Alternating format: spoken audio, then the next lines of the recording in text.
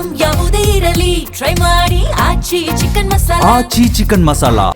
ಬಲ್ಡೋಟಾ ಕಾರ್ಖಾನೆ ವಿಸ್ತರಣೆ ವಿರೋಧಿಸಿ ಇವತ್ತು ಕೊಪ್ಪಳವನ್ನು ಸ್ವಯಂ ಪ್ರೇರಿತವಾಗಿ ಬಂದ್ ಕರೆ ನೀಡಲಾಗಿದೆ. ಕೊಪ್ಪಳ ಜಿಲ್ಲಾ ಬಚಾವೋ ಆಂದೋಲನ ಸಮಿತಿ ಜೊತೆಗೆ ಜಂಟಿ ಹಿತರಕ್ಷಣಾ ವೇದಿಕೆಯಿಂದ ಇವತ್ತು ಬಂದ್ಗೆ ಕರೆ ನೀಡಲಾಗಿರ್ತಕ್ಕಂಥದ್ದು. ಈಗ ಸ್ವಯಂ ಪ್ರೇರಿತ ಬಂದ್ ಹಿನ್ನೆಲೆಯಲ್ಲಿ ಸಂಪೂರ್ಣವಾಗಿ ಅಂಗಡಿ ಮುಂಗಟ್ಟುಗಳು ಬಂದ್ ಆಗಿರ್ತಕ್ಕಂಥದ್ದು. ನೀವು ದೃಶ್ಯಗಳಲ್ಲಿ ನೋಡ್ತಿರ್ಬೋದು.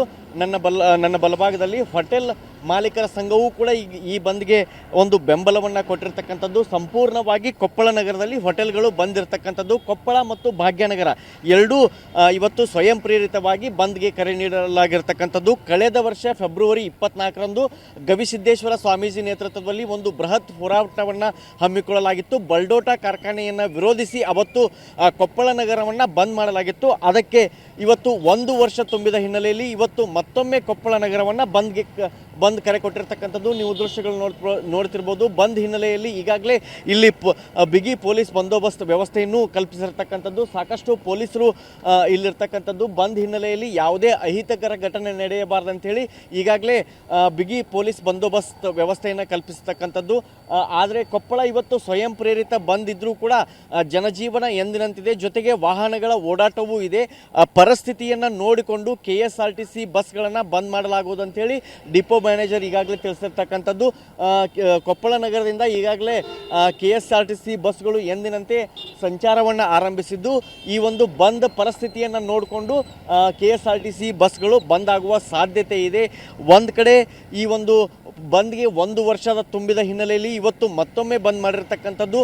10 ಗಂಟೆಯಿಂದ ಗವಿಸಿದ್ದೇಶ್ವರ ಮಠದಿಂದ ಒಂದು ಬೈಕ್ ರ್ಯಾಲಿ ಆರಂಭವಾಗಿ ಅದು ಗಡಿಯಾರ ಕಂಬದ ಮಾರ್ಗವಾಗಿ ನಾನೀಗ ಏನು ಅಶೋಕ ವೃತ್ತವನ್ನು ತೋರಿಸ್ತೀನಿ, ಇದೇ ಅಶೋಕ ವೃತ್ತಕ್ಕೆ ಬಂದು ನಂತರ ಕೊಪ್ಪಳ ನಗರಸಭೆ ಮುಂಭಾಗ ಒಂದು ವೇದಿಕೆ ಕಾರ್ಯಕ್ರಮವನ್ನು ಹಮ್ಮಿಕೊಳ್ಳಲಾಗಿರ್ತಕ್ಕಂಥದ್ದು. ಆದರೆ ಕಳೆದ ವರ್ಷ ಸ್ವಾಮೀಜಿ ಈ ಹೋರಾಟದಲ್ಲಿ ಭಾಗಿಯಾಗಿದ್ದರು. ಆದರೆ ಈ ವರ್ಷ ಗವಿಸಿದ್ದೇಶ್ವರ ಸ್ವಾಮೀಜಿ ಭಾಗಿಯಾಗಲ್ಲ. ಆದರೆ ಅವರ ಬೆಂಬಲ ಈ ಹೋರಾಟಕ್ಕೆ ಇರ್ತಕ್ಕಂಥದ್ದು. ನನ್ನ ಬಲಭಾಗದಲ್ಲಿ ಏನು ನಿಮಗೆ ತೋರಿಸ್ತೀನಿ, ಅದೇ ಒಂದು ಈಗಾಗಲೇ ಆ ರಸ್ತೆಯನ್ನು ಬ್ಯಾರಿಕೇಡ್ ಹಾಕಿ ಬಂದ್ ಮಾಡಿರ್ತಕ್ಕಂಥದ್ದು. ಇಲ್ಲೇ ಒಂದು ವೇದಿಕೆ ಕಾರ್ಯಕ್ರಮ ನಡೆಯುತ್ತೆ. ಕೊಪ್ಪಳ ಸಂಸದರು ಮತ್ತು ಶಾಸಕರು ಇಬ್ಬರೂ ಕೂಡ ಪ್ರತಿಭಟನೆಯಲ್ಲಿ ಈ ಒಂದು ಭಾಗಿಯಾಗುವ ಸಾಧ್ಯತೆ ಇರತಕ್ಕಂಥದ್ದು. ಗವಿಸಿದ್ದೇಶ್ವರ ಸ್ವಾಮೀಜಿಗಳು ಕೂಡ ಈ ಹೋರಾಟಗಾರರಿಗೆ ತಮ್ಮ ನೈತಿಕ ಬೆಂಬಲವನ್ನು ಸೂಚಿಸಿದ್ದು, ಅವರು ಈ ಹೋರಾಟದಲ್ಲಿ ಭಾಗಿಯಾಗಲ್ಲ ಅನ್ನೋದನ್ನು ಬಿಟ್ಟರೆ ಈ ಒಂದು ಜಿಲ್ಲಾ ಬಚಾವೋ ಆಂದೋಲನ ಸಮಿತಿ ಜೊತೆಗೆ ಪರಿಸರ ಹಿತರಕ್ಷಣಾ ವೇದಿಕೆ ಏನಿದೆ ಅವರಿಗೆ ಬೆಂಬಲವನ್ನು ಸೂಚಿಸಿದ್ದಾರೆ. ಈ ಒಂದು ಬಲ್ಡೋಟಾ ಕಾರ್ಖಾನೆ ವಿಸ್ತರಿಸಿ ಈ ಬಂದ್ಗೆ 1 ವರ್ಷ ತುಂಬಿದ ಹಿನ್ನೆಲೆಯಲ್ಲಿ ಇವತ್ತು ಕೊಪ್ಪಳ ನಗರವನ್ನು ಮತ್ತೊಮ್ಮೆ ಬಂದ್ ಮಾಡಿರ್ತಕ್ಕಂಥದ್ದು.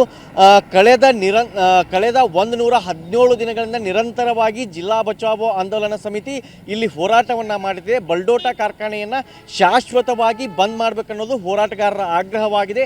ಆದರೆ ಸರ್ಕಾರ ಇದುವರೆಗೂ ಕೂಡ ಈ ಒಂದು ಬಲ್ಡೋಟಾ ಕಾರ್ಖಾನೆ ವಿಚಾರವಾಗಿ ಒಂದು ಸ್ಪಷ್ಟ ನಿಲುವನ್ನು ತಾಳಿಲ್ಲ. ಸಿದ್ದರಾಮಯ್ಯನವರು ಕೂಡ ಬಂದಾಗ ಕೇಂದ್ರ ಸರ್ಕಾರವೇ ಪರ್ಮಿಷನನ್ನು ಕೊಟ್ಟಿದೆ ಅಂತ ಹೇಳಿದರು.